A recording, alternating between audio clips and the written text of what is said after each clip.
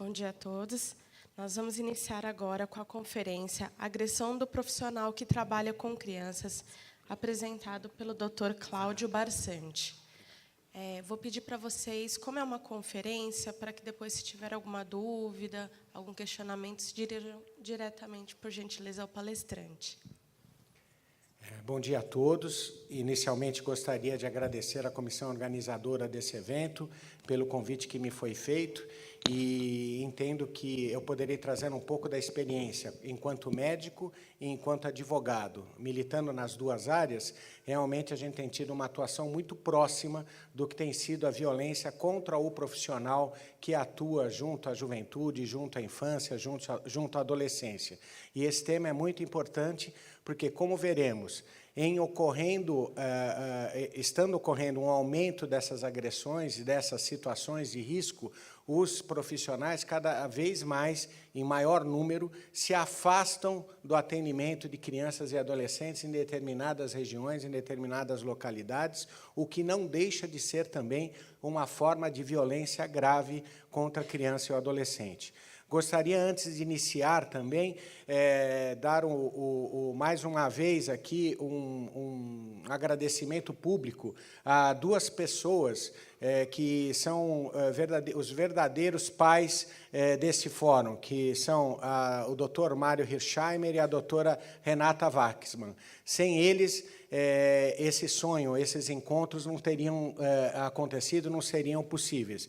Então, como o último da minha gestão, mas com certeza com o primeiro de outros vários, agradeço pela Sociedade de Pediatria de São Paulo e por toda a sociedade, por esse empenho, por esse carinho, por essa dedicação a um tema tão importante a toda a sociedade de pediatria, aos pediatras, mas a toda a sociedade. Falando do assunto agressão dos profissionais que trabalham com crianças, a primeira coisa que nós temos que destacar é que essa epidemia de agressões, de ações perpetradas contra os profissionais, não se dá só contra os pediatras, ela se dá contra os médicos, contra os profissionais de saúde e, na verdade, contra os profissionais, como eu disse inicialmente, que atuam no atendimento, na condução ou na atenção ao pediatra e adolescente. Tem sido cada vez mais noticiado e cada vez mais triste o acontecimento de agressões frequentes de alunos contra professores ou de pessoas que atuam na atenção e que recebem, ao contrário de um obrigado, uma agressão, uma violência física, uma violência psicológica, uma agressão verbal. Então, isso é, como já disse, um assunto fundamental a ser discutido para que juntos encontremos soluções e ferramentas para tentar diminuir esta incidência desse grande mal. E vejam só que essa realidade não é uma realidade só do nosso país, é uma realidade que acontece na Espanha. Então, la gran paradoja en la medicina moderna es que el médico, además de defender al enfermo de la enfermedad, tenga que defender-se del enfermo.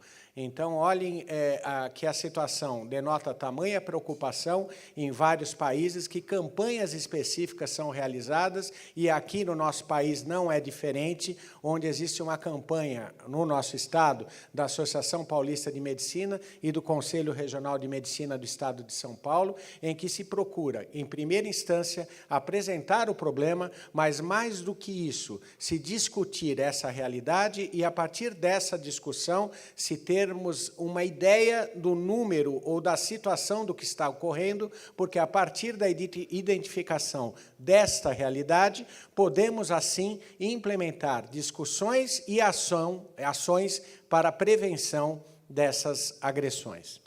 E a mesma coisa na Itália. Então, olha lá, caschi, bastoni, pugni e calci. Então, são socos, bastonadas, murros e chutes. Nós somos agredidos enquanto prestamos socorro. Essa é a realidade na Itália. Então, vejam que realmente é preocupante e que nós temos que estar à frente dessa discussão enquanto profissionais ativos nessa atenção. Em setembro deste ano, o CREMESP e a APM lançaram estudos ou mostraram dados que foram obtidos através de captação de entrevistas realizadas. E vejam só, o CREMESP mostrou, conjuntamente ao Corém de São Paulo e ao Conselho Regional de Farmácia, que dos 6.832 profissionais pesquisados, vejam só, quase 72% desse montante, 72%, relatavam já ter sofrido algum tipo de agressão. E vejam só, desse grupo, 70% de agressão contra médicos e 60% de agressões contra a enfermagem que ocorreram no setor público, com o predomínio da violência psicológica em relação à violência física, e o que é mais covarde, que essas agressões se deram entre as mulheres e com os profissionais menores de 40 anos, que são mais expostos e talvez mais frágeis àquela agressão e com uma menor experiência ou capacidade de saber enfrentar ou se isolar daquela violência. Vejam que os dados da Associação Paulista de Medicina vão em encontro aos dados do CREMESP. 71,12% dos médicos avaliados, de um total de 5 centenas, sofreram algum tipo de violência em ambiente de trabalho.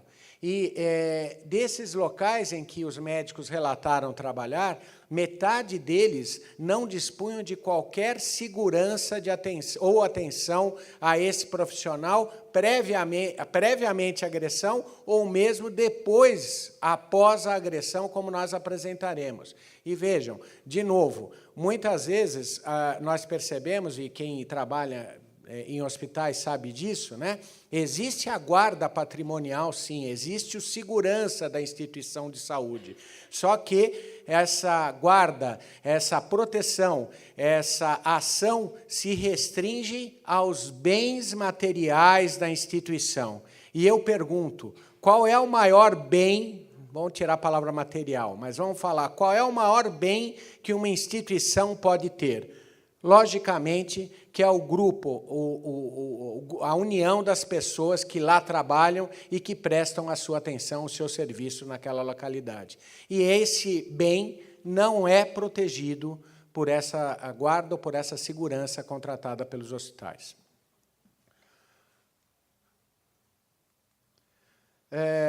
Na gestão do Dr. Mário, foi feita uma pesquisa pelo Datafolha, então uma pesquisa realmente muito bem estruturada, com todas as características aí de um estudo, um trabalho estatisticamente significativo, né?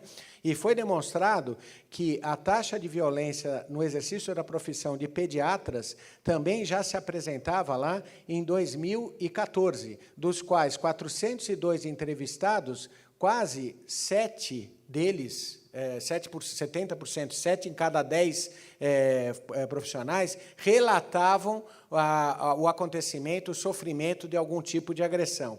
E vejam só que, novamente, acordando com os dados que eu apresentei anteriormente, a maior causa de agressão era psicológica, em 63%, mas 10% dessas agressões se mostravam ou se apresentavam através de uma forma de uma agressão direta física à pessoa que estava prestando aquele atendimento. E vejam só, aqui já uma preocupação muito grande e que se repetiam num estudo que eu vou mostrar a seguir, de um tipo de agressão que realmente é extremamente perigosa. Uma agressão que traz sequelas irreversíveis, pois ela se estabelece no espaço e no tempo presente e futuro e que é muito difícil da gente conseguir retirá-la do ar. Ou seja, o cyberbullying ou a publicação de eventos ou de opiniões ou de agressões por meio de Facebook, de mensagens, de mídias sociais. Nós temos, enquanto advogados, algumas ações em que os médicos nos procuram, em que eles estão sendo agredidos pela internet, pelo meio eletrônico, e nós temos uma dificuldade muito grande para conseguir retirar essas agressões do ar. E isso muito mais se agrava quando nós pensamos em algumas localidades, ou cidades, ou municípios de menor população, em que uma imagem, ou uma conotação, ou uma disseminação de uma informação inadequada pode levar a um dano irreversível daquele profissional naquela comunidade. Vejam que, no começo de 2017, nós fizemos uma nova pesquisa, esta pesquisa com resposta espontânea. Então, não com a clareza estatística ou com a certeza estatística da pesquisa feita no Datafolha. Mas vejam que os dados, apesar de ser uma resposta espontânea de um questionário encaminhado a cada um dos nossos associados, elas caminham na mesma direção da pesquisa que eu acabei de apresentar. E vejam, dos 345 questionários respondidos, 64,64%, ou seja, novamente, quase 7 entre 10 pessoas que se prestaram a responder esse questionário, referiram que sofreram já algum tipo de agressão. E quando nós perguntamos que tipo de violência, vejam, a psicológica, novamente, atingindo um patamar aqui de quase 60%. A física, atingindo quase os mesmos 10% da pesquisa anterior. E, de novo, o cyberbullying aparecendo aqui numa proporção menor, 50% do que a pesquisa anterior, mas em quase 2% dos relatos de violência. Então, de novo, temos que divulgar que isso está acontecendo e temos que discutir possibilidades de ação para que a gente evite esses tipos de violência que, como eu disse, se perpetram por toda a vida da pessoa. E vejam só, infelizmente, nesta pesquisa, apareceu, entre aspas, um novo tipo de violência, o do assédio sexual. Então, também, mais uma realidade que nós devemos trazer aqui e que nós devemos combater, ou, pelo menos, inicialmente, discutir formas de como agir contrariamente a essa repugnante forma de agressão. Como considerações, então, iniciais, além dos dados que eu apresentei, há de se destacar que essas agressões levam a um aumento da sensação de insegurança do profissional, que, somado ao medo, faz com que exista uma diminuição das vagas preenchidas, onde são relatadas situações de agressão, onde se há conhecimento de situações de agressão. E, com isso, o que acontece? Você tem uma diminuição dessas vagas e aí, novamente, o círculo se fecha, porque vão aumentar as queixas e as denúncias, porque o serviço não vai estar sendo adequadamente prestado. Em o serviço não estando adequadamente prestado, as pessoas se sentem ofendidas em seus direitos e, muitas vezes, de uma maneira inadequada, questionam essa ofensa a seus direitos pelas formas de violência, o que nós devemos combater. Mas vejam que o círculo é vicioso e que, se nós não rompermos os liames dessa cadeia, nós não teremos sucesso para evitar que isso ocorra. E vejam só, se questiona, será que isto ocorre no sistema público de todas as áreas de atuação em relação à criança e adolescente, mas especificamente nessa pesquisa da PM e do CREMESP, no serviço público de saúde, vejam só, 22,4% das agressões relatadas, 1/4 das agressões, se concentram em serviços privados.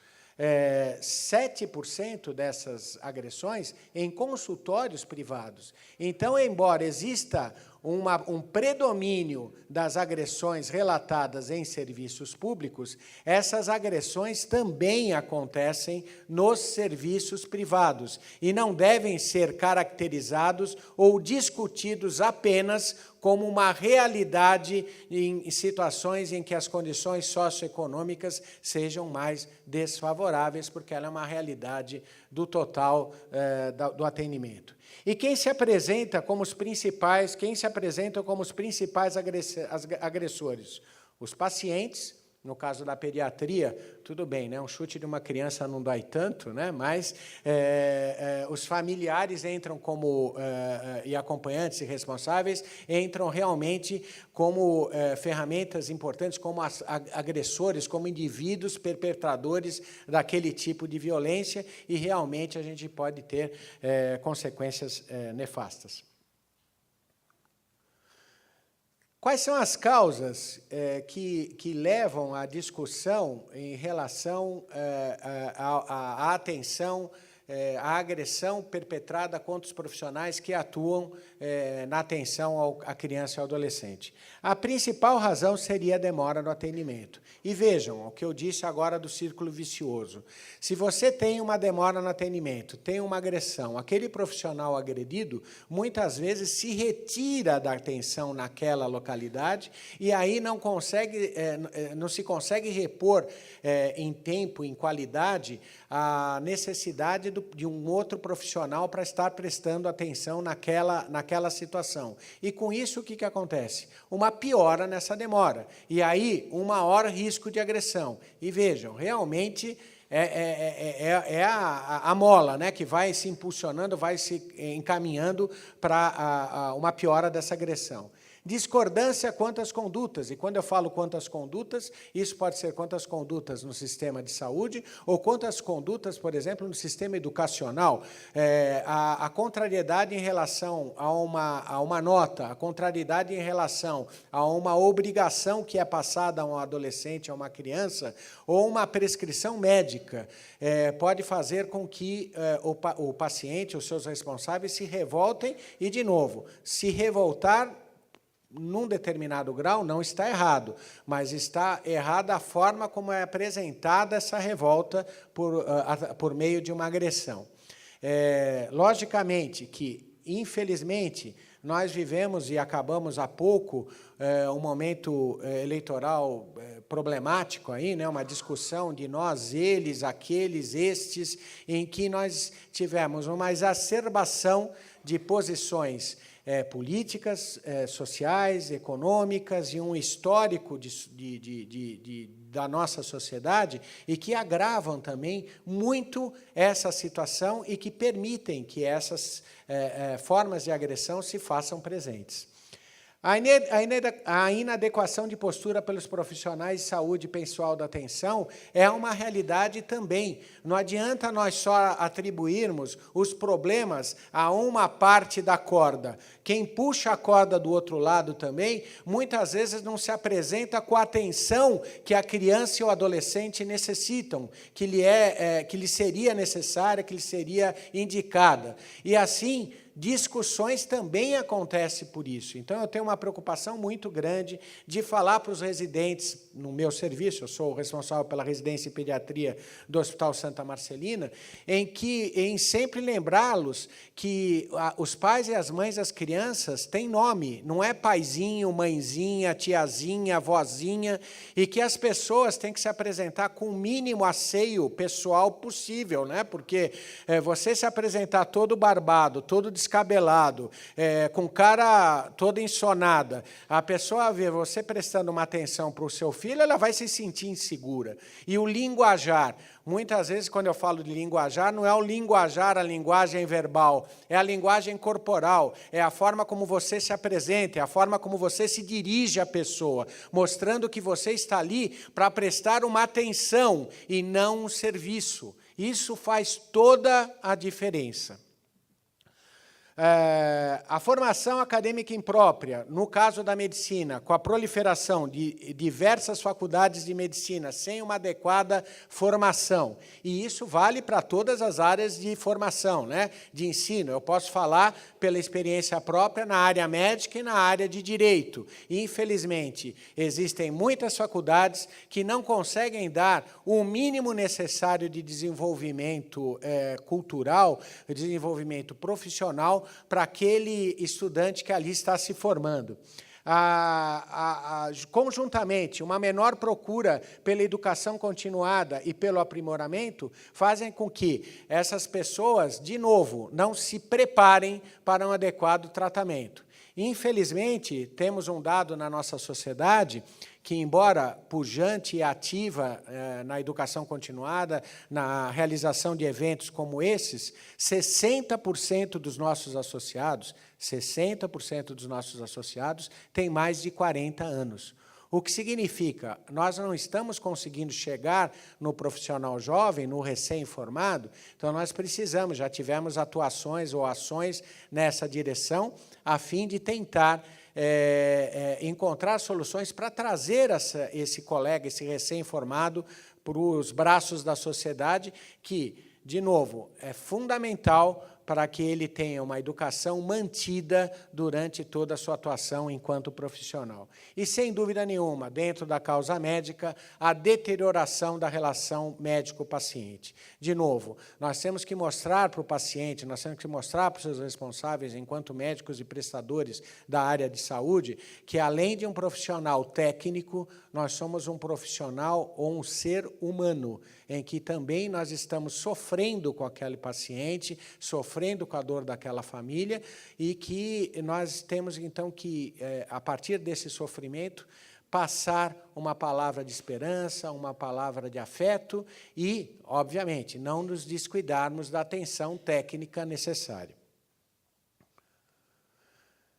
Perguntamos ainda, nessa pesquisa de 2017, como o profissional avaliava suas condições de trabalho, incluindo ambiente, equipamentos, materiais à disposição. E vejam, que triste, né? Se nós formarmos as respostas regulares, péssimas e ruins, nós vamos ter aqui 40, 65, 75, 80% dos profissionais que não se sentem bem onde trabalham.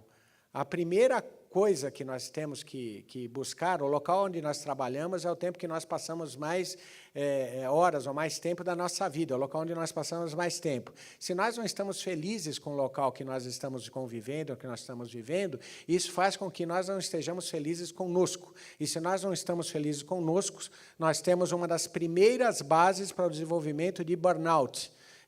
E esse burnout também faz com que nós não tenhamos a adequada percepção e a melhor resposta diante de uma forma de agressão que se apresente contra nós.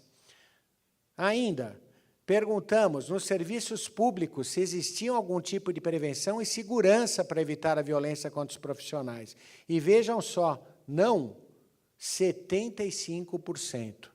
Aí nós vamos falar, não, mas é serviço público, né? É isso mesmo. Mas vejam só, quando nós perguntamos nos serviços privados, como eu disse, aqui não é uma amostra estatisticamente significativa, então nós não podemos fazer a comparação direta. Mas vejam que, novamente, quase 60% dos entrevistados relataram que não havia essa preocupação também nos serviços privados. E aí, quando nós adentramos mais no problema e fizemos o questionamento que, a partir do momento que houve essa agressão, se houve a preocupação ou auxílio efetivo por parte dessas diretorias, o que nós percebemos aqui? Que em quase 20% dos casos houve. Ah, que bom, 20% houve, mas isso significa que mais de 80% não houve. Então, não houve uma preocupação da diretoria administrativa, ou da diretoria clínica, ou da diretoria técnica, na procura de saber o que aconteceu e na busca de auxílio para esses funcionários que, novamente, como eu disse, a partir desses traumas repetidos e psicológicos, podem vir a sofrer de burnout, o que vai fazer com que eles tenham afastamento de serviço, diminuir a quantidade de profissionais atendentes e, portanto, aumentar o risco de queixas, denúncias e agressões. Vemos também, e isso é muito importante, quando nós falamos de direitos, né, e do profissional que trabalha com a criança, que na consolidação das leis do trabalho, existem descritos em seu artigo 157, obrigações das empresas para que o trabalho tenha o direito à segurança do trabalho. E toda a agressão, e aqui já vem uma forma muito importante para que todos pensem e atuem dessa forma, Toda a agressão deve ser comunicada à empresa, não importa se é ao posto de saúde, ao colégio, ao hospital, ao clube.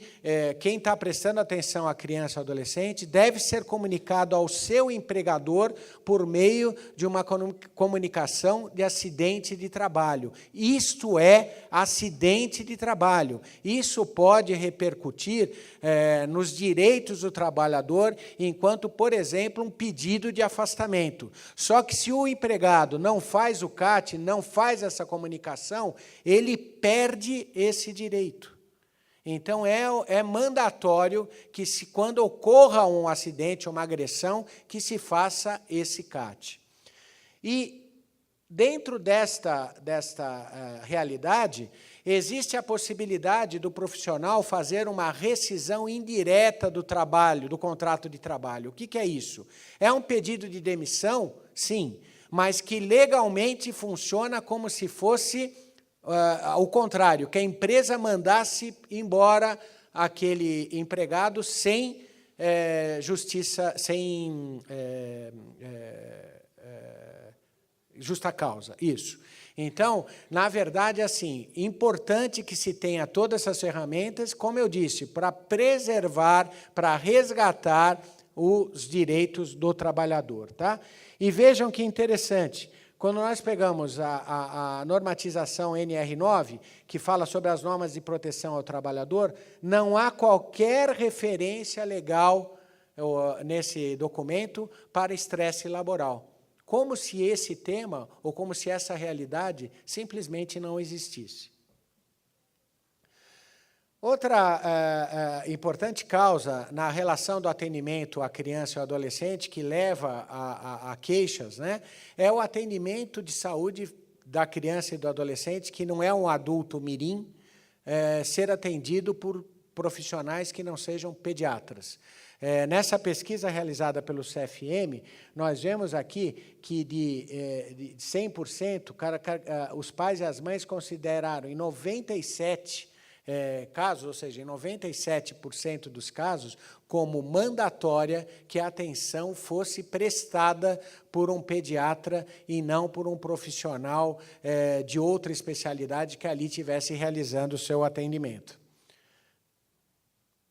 Ainda, dentre os grandes problemas que nós temos na classe médica e que levam ao aumento das denúncias e ao aumento das agressões contra os profissionais, é o desconhecimento por parte desses profissionais de seus direitos e de seus deveres. Então, aqui eu fui convidado algum tempo atrás para falar sobre o uso de WhatsApp na relação médico-paciente. Então, eu tive a sorte, né, de ser o primeiro aqui, que está embaixo aqui do vermelhão, aqui, ó, nunca usa. E eu falo isso para os residentes. Não se faz consulta por WhatsApp. A relação médico-paciente tem que ser presencial. Às vezes, a percepção de um olhar, o dar a mão e sentir a mão fria, o gelado, o suor, a voz trêmula, faz com que você dirija o seu pensamento clínico para outro lado. Então, essa perda, esse imediatismo que as ferramentas tecnológicas estão nos trazendo, podem trazer sérios riscos e prejuízos à relação médico-paciente. O que eu sempre oriento os colegas é que, quando eu atendo uma consulta pela primeira vez, eu já falo para os pais que eu não respondo o WhatsApp. Eu tenho o WhatsApp no celular para outras situações. E invejo muito a doutora Renata, por exemplo, que não tem o WhatsApp. Mas, devido a algumas coisas da própria sociedade, eu sou obrigado a ter essa ferramenta, que até em algumas situações é importante. Mas eu sempre faço esse alerta para que também depois não seja dito que iniciaram uma relação com um médico e que esse médico não quer responder aos pacientes. Pode me telefonar, eu falo, se eu entender que isso é necessário, que é necessário um atendimento, eu apresento isso para os responsáveis e nós fazemos a consulta. E o Código de Ética Médica explicita claramente no seu artigo 37 que prescrever tratamentos ou outros procedimentos sem exame direto do paciente, exceto em caso de urgência ou emergência, impossibilidade comprovada de realizá-lo, não pode ser feito. E cessada essa cessação de urgência, é obrigatório essa atenção. E ainda redunda em seu artigo 114, quando coloca que consultar, diagnosticar ou prescrever por qualquer meio de comunicação de massa é proibido ao profissional médico. Vejam, dentre o desconhecimento dos direitos e deveres, eu alerto sempre, e isso também é uma realidade que já tem acontecido em escolas, que eu sei de casos relatados. Hoje está muito fácil você gravar a conversa com uma outra pessoa. É simplesmente, em alguns aparelhos de celular, você apertar um botãozinho. E o apertar desse botãozinho faz com que você, a partir daquela conversa gravada, tenha uma ferramenta que é reconhecida pela jurisprudência nacional como prova lícita em processos judiciais. Então, tomar muito cuidado, isso eu sempre alerto e explico. Uma conversa entre duas pessoas que está sendo gravada por uma terceira, sem autorização judicial, não tem licitude jurídica. Mas uma conversa em que eu estou falando com outra pessoa ou outras pessoas e que eu tenho ciência de que está sendo gravado ou por alguém ou que eu estou realizando a gravação, isso tem poder legal e pode ser utilizada como prova. Vejam aqui que eu trago um exemplo, que uma mensagem de WhatsApp foi usada como prova de suposta paternidade, isso há 2 anos atrás. Inclusive, eu fiz a apresentação desse diapositivo numa outra aula que eu dei, né? E foi para residentes e para internos, né? E quando eu falei isso aqui, era uma semana ou 2 depois do Dia dos Namorados, né? Foi impressionante que todo mundo começou a pegar o celular e ver o que tinha escrito ali, porque todo mundo ficou preocupado que poderia ser condenado numa futura paternidade, né? Por outro lado, também, o desconhecimento dos direitos e dos deveres por parte dos pacientes. E vejam que interessante. Em Santos, saiu uma sentença em que o juiz mandou uma dona de casa indenizar um médico por calúnia, injúria e difamação disseminada pelo meio eletrônico.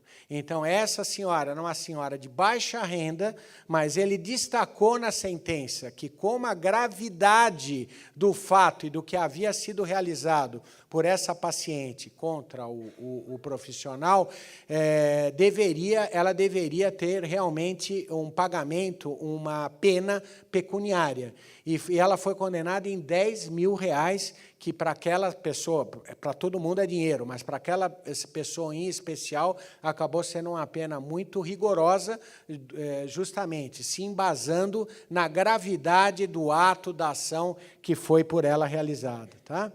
Então, aí, ao fixar a indenização em R$10 mil, 1/3 do valor pretendido pelo cirurgião plástico, o magistrado levou em conta a capacidade econômica acusada, residente em bairro da periferia e que buscou atendimento para a filha em pronto-socorro público. A res trata de pessoa desprovida de maiores recursos financeiros, não poder indenizar ou conduzi-la à ruína. Mas R$10 mil, para uma pessoa, pelo que está citado aí, se para muita gente é dinheiro, nessa situação eu acho que acaba sendo realmente uma pena. Importante, de novo, não é em si pelo dinheiro, mas para mostrar realmente que não se pode falar, não se pode escrever, não se pode disseminar informações contra seres humanos e contra profissionais de uma maneira tão leviana, né? Quando nós perguntamos também a esses profissionais se eles já haviam sofrido algum tipo de processo, vejam que a grande maioria não. Não, olha, quase 85% não. Mas vamos ver o outro lado da moeda. 15% daqueles profissionais que responderam já tinham sofrido alguma demanda jurídica contrária. Então, mostrando que isto também é uma forma de agressão que tem aumentado e a judicialização da medicina, em todos os seus pontos, está aumentando, em especial em relação a ações contra médicos e profissionais de saúde. No nosso escritório, nós temos casos em que estão envolvidos dentistas, em que estão envolvidos enfermeiros, em que estão envolvidos fisioterapeutas, além dos médicos. Então, essa é uma realidade cada vez mais presente. E essa realidade só se torna cada vez pior quando nós temos um órgão que nos representa num patamar elevado e que nós deveríamos procurá-lo para ser representativo da sociedade como um todo, quando eles colocam um vídeo em que eles divulgam três casos médicos, em que eles fazem uma verdadeira propaganda ao estilo mais dateniano possível de ocorrências e intercorrências médicas, em que se apresenta situações em que o paciente ou teve uma complicação ou faleceu em decorrência ou ligado a uma atenção médica prestada, e eles ensinam, eles passam a cartilha nesse filme, que tem um pouco mais de 1 hora, de como se pode fazer para processar um médico. Então, isso nós estamos falando do Superior Tribunal de Justiça. Então, quando nós temos situações em que o pico da nossa proteção social tem uma posição desta, eu acho que realmente a gente tem visto, nesses últimos tempos, algumas posições do guardião do STF, do guardião da nossa Constituição. E eu tenho certeza que muitos de nós, sem ter o conhecimento político e jurídico que esses doutos magistrados possuem, não estaríamos caminhando nas decisões que eles realizam. Por isso que ali nós não podemos mexer, porque eles não são eleitos, mas nós já iniciamos aí um processo democrático e vamos ver se os novos políticos, as novas pessoas que nos representam no Congresso possam estar discutindo esse e tantos outros temas de importância, não só da sociedade de pediatria e de pediatras, mas da sociedade como um todo. Muito obrigado pela atenção e um ótimo evento a todos.